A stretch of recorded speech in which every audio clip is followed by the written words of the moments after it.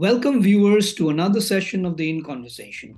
We at the Borderlands are indeed very happy with the kind of support you have shown during the course of our journey. And it means a lot to us as we try to bring to you stories and insights from the Borderlands. We are an independent media and we are trying our best to bring to you as much as we can from the Borderlands and the neighborhood. So at the end of this conversation, please do not forget to like, share, and comment on our video, and do visit our portal, which is www.borderlands.com. And a lot of Myanmar nationals cross over to India because of the atrocities and violence inside Myanmar. And then we are very thankful, and then especially to the people of India for their generosity. And then our standing is that we told our people and to respect the local law, the home country law, and then do not cross or don't do anything politically or military inside India. That's how that we are very serious. We want the Indian government to see that the military is not their friend. So let us continue to talk about Myanmar. Just a few days back, we heard Mr. Chozo, the spokesperson of the National Unity Government, which is resisting the junta rule in Myanmar, tell us about Operation 1027 and what he and the NUG thinks would be the outcome of the offensives that were started in the Northern Shan, and that's actually catching up with the rest of the country. He was also very candid to tell us that there could be a possible role of China and that the NUG is reaching out to the international community, including China, which it feels is working towards stability and peace in the bordering regions and for Myanmar. Well, we'll all have to but wait and see what really China wants. In this episode, let us find out what are the plans ahead insofar as the NUG is concerned, and how does it plan to resolve some of the differences that are still there between the NUG and different groups, the ethnic armed groups and groups that are part of the conflict scenario in Myanmar. And also how the NUG and its leadership plans to engage other countries, the international community, including India, which has felt the impact of the conflict in Myanmar and the recent offensives. So let us talk to Mr. Chozo and find out. Thank you so much for joining us for this dialogue, discussion on the situation in Myanmar. And we really look forward to hearing from you about how the situation is unfolding, of what is really happening now, and what are we going to see in the days ahead.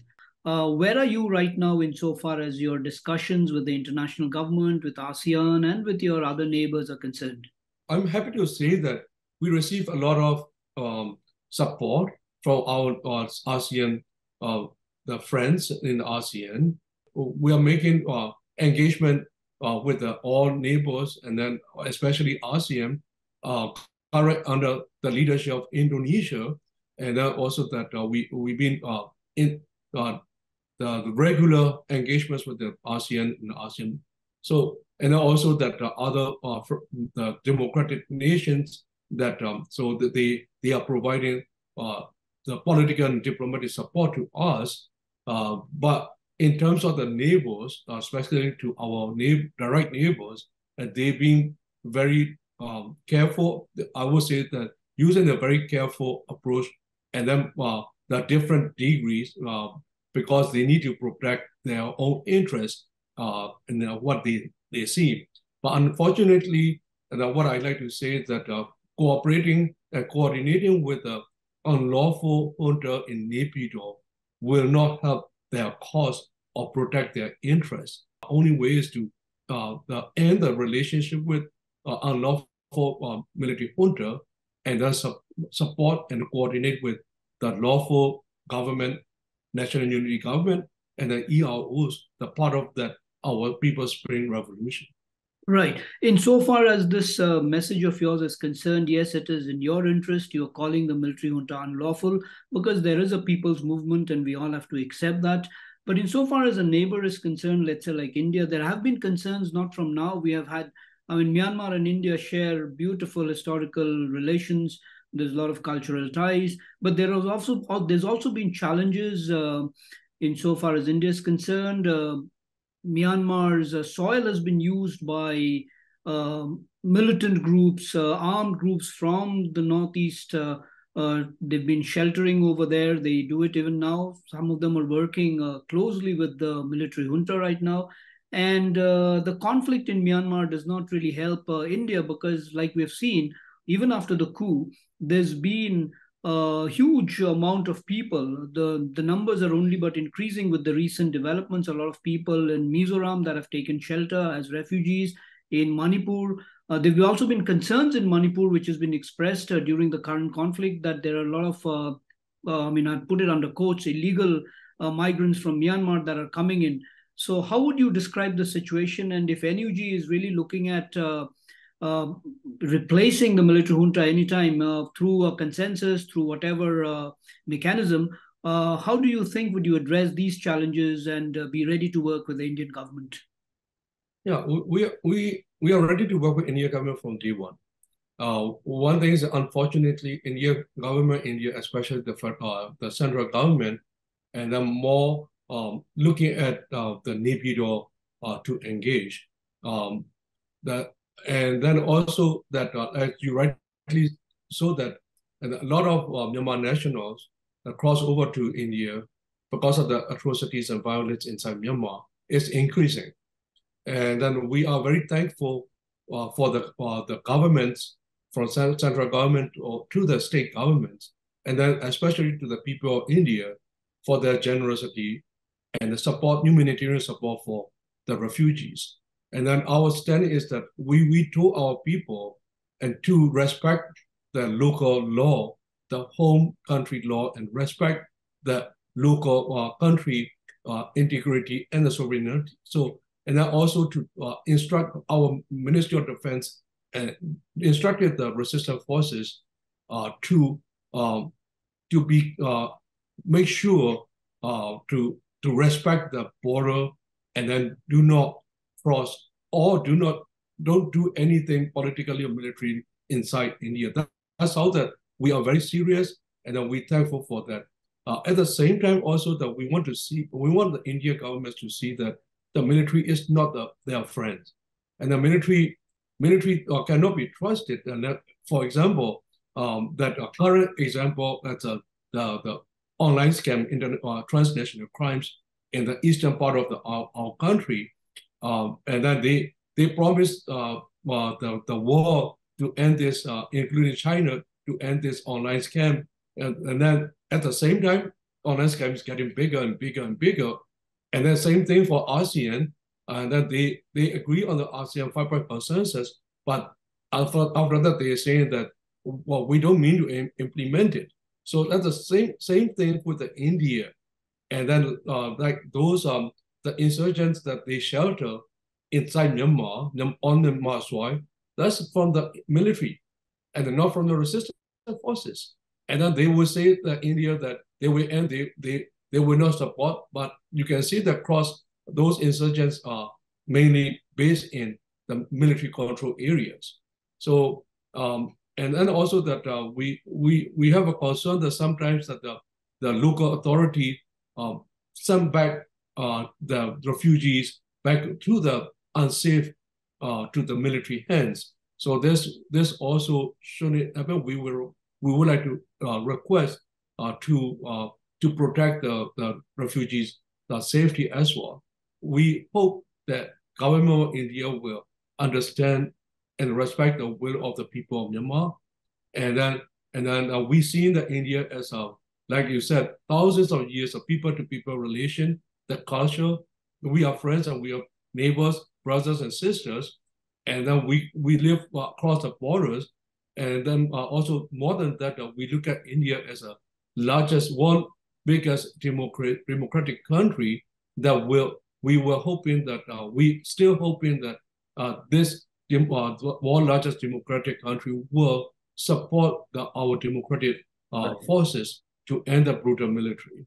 Right. So India has been, I think, pretty much clear. It has said that it wants a peaceful return of democracy in Myanmar. That has been the stand. I mean, there have been, of course, other concerns and interests. But the one thing that you would also understand in the present situation in Myanmar, and also I think even before the coup and just after the coup, you have had a situation where the conflict is not really ended in the different parts of Myanmar.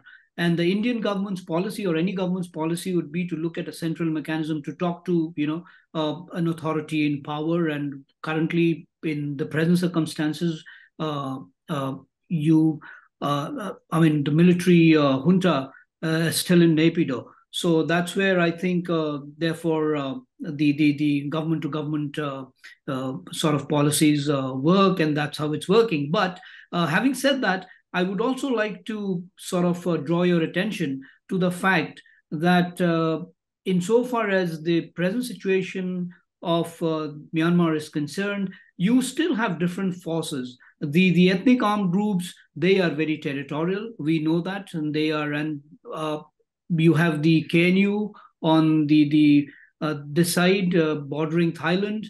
Then you have the Karenis who are in their own sort of controlling their own territory. You have the Kachins, you have the Rakhines. So everybody is really controlling their own territory. You have in the Shan, the Three Brotherhood Alliance. You have the Shan State Army, the RCSS, and all these other groups. Of course, you have the National Unity Government as an umbrella organization. You also have the NUCC, but there have been concerns actually from what I know and I've heard. Also, there are tensions between the NUCC and the NUG, given the fact that the NUCC, I've spoken to their members, they do not want to recognize the last election, which was not recognized by the military junta. So they are saying we are starting off on a fresh, on a fresh agenda towards democracy. So let us not look at the elections, which has sort of not been accepted, and the election results are something that is in the past.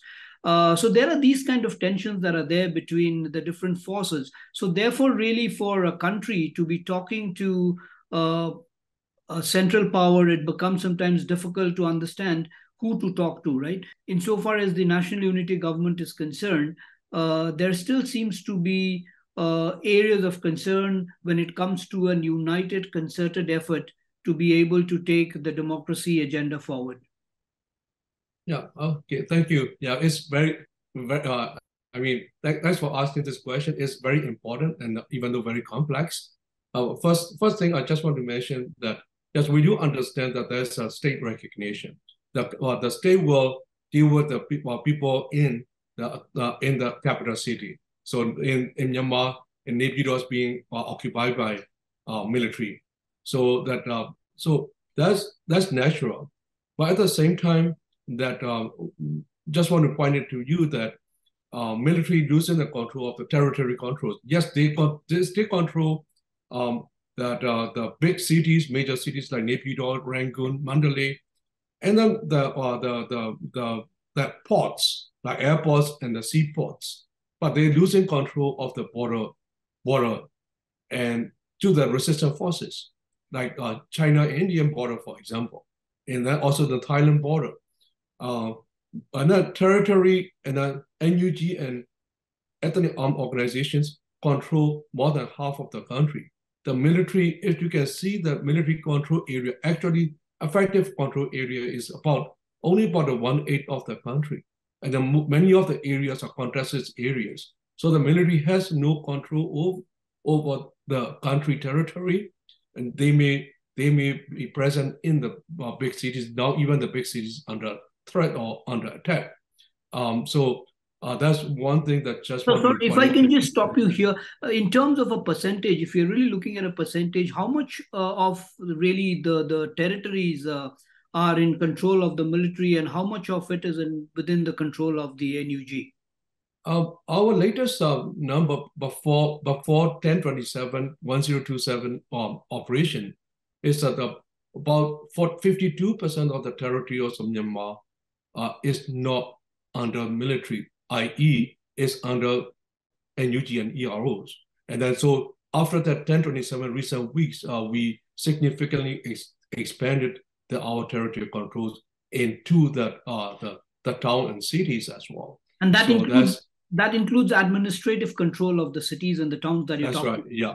The administrative control, and then also we are providing the governmental services. And then back to your original question, yes, we do have the different forces in our country. And then ethnic minority states, we have an ethnic armed organization for decades because they've been oppressed for decades. And then they've been trying to the fight for their freedom, equality, and self-determination for decades. And then after this coup, and then even Burma, central Burma regions, and that became the hotbed of the resistance, the forces. So that's how the whole country against the military. And then NUG, as a government, we do coordinate with all the resistance forces, EAOs, ethnic organizations, and then constantly we engage with all of them. Yes, some of them not fighting against the military, but almost all of the major ethnic organizations were fighting together with us in the Spring Revolution together. And then also that we all have a common goal. That is to end the military dictatorship and to build that genuine federal democracy, New Myanmar, including the ethnic minorities. But federalism has a different type of federalism, as you know, and a different style, and it depends on our needs. So that's one that we were working towards.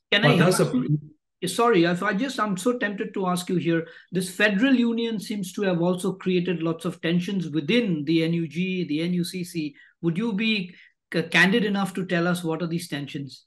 That's why I was about to get into that. But federalism always there's no perfect federalism in the world. And then even in India, still, how many years that you already have the federalism, still arguing and still fighting among the families. The same things naturally is happening. We have, and UCC is the platform that the guiding the political guidance, so that we have that Federal Democratic Charter. It's discussed in the NUCC and approved by all the stakeholders, more than 130 organizations. That's including political parties, NUG, NLD, CRPH, and then EAOs as well, and the CSOs.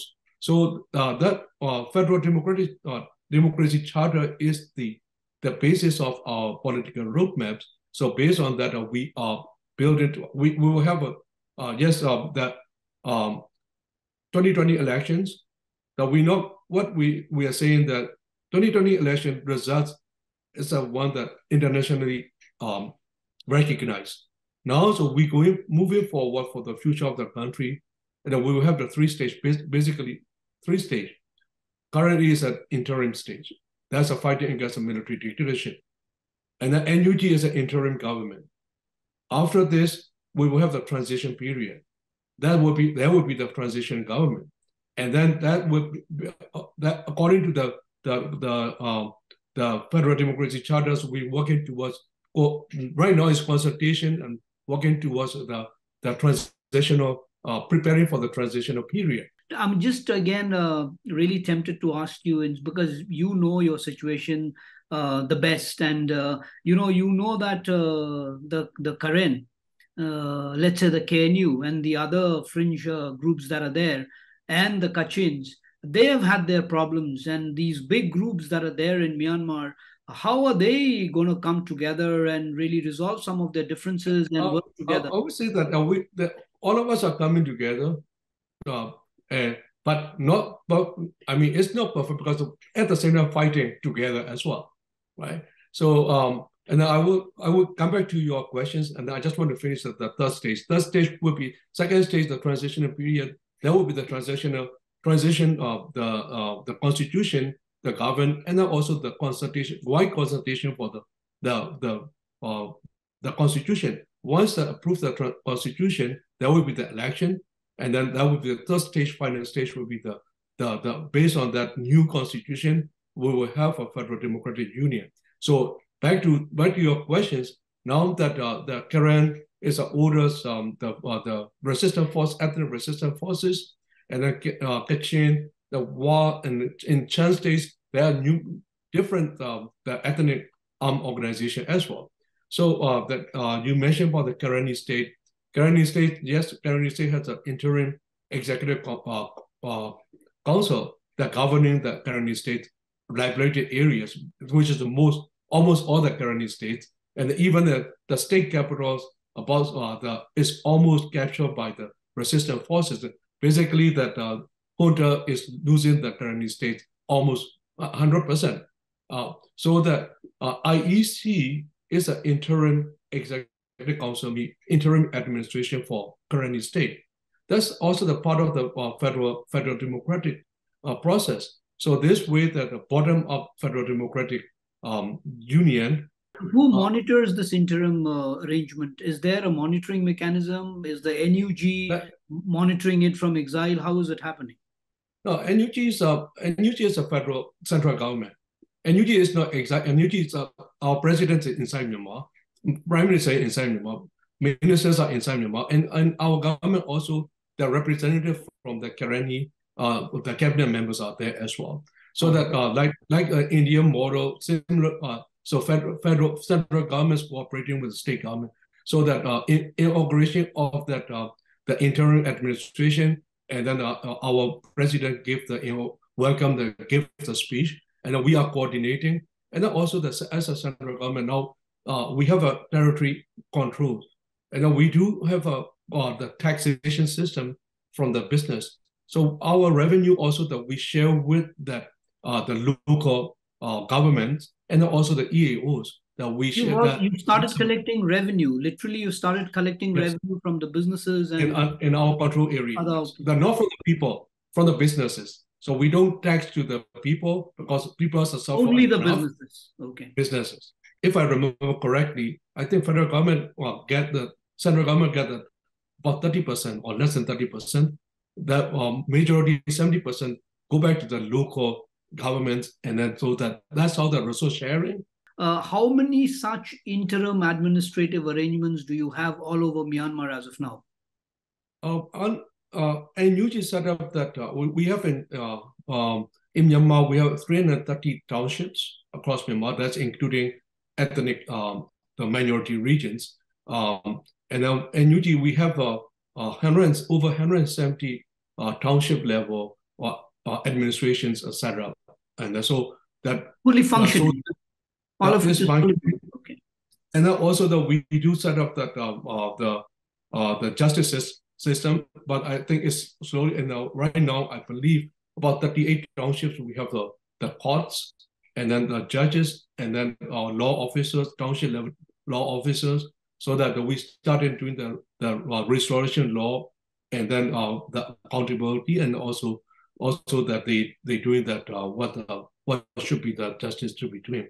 So that's how we've been working, and then also back to the Chin state, and then currently the important border towns are captured by the resistance forces, so that we are setting up that local administration. That's one that we are fighting for what was that equality and self-determination. Self-determinations mean that people and the local people will have their own self-determination, so that local administration set up that we support those local administrations.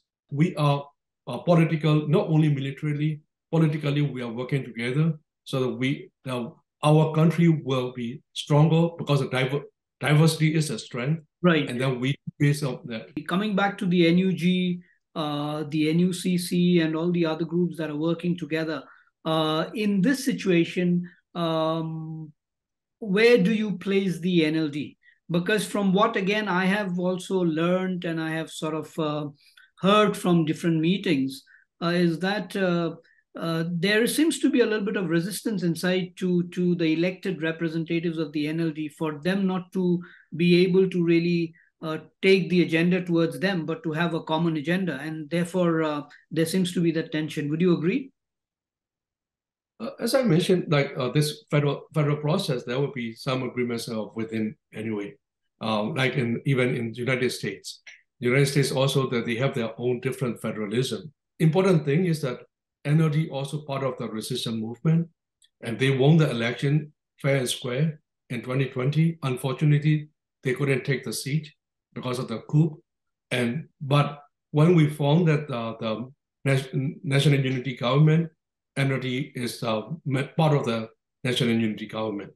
So NLD elected members are part of that cabinet, and then the union prime ministers is from the NLD. And the acting president is a Kachin, and then it's non-partisan. And so, and then also the ethnic Christian. And then we do have our government is the most inclusive government in Myanmar history. And then the LGBTQ, and then we have a very first Rohingya ethnic in our cabinet. Sometimes even within the cabinet, because if everybody agree everything, that's not healthy. Sometimes we need to have a healthy discussions. So nice talking to you, Mr. Chozo. Thank you so much. And we really look forward to talking to you again sometime. Thank you. My take on the Myanmar situation is that the National Unity Government thinks it is winning, that the recent offensives have provided a new momentum to the resistance movement, and that more than 52% of the territory in Myanmar is now under the control of the NUG and the resistance forces, and that in the coming days there'll be more people that will be fleeing towards India to escape the military onslaught, and that those numbers will only increase. So the question to ask is, should we be concerned? And if so, then how prepared are we to accommodate more refugees from Myanmar and also at the same time protect our borders? So I leave you with those questions. Till next time, see you and bye-bye.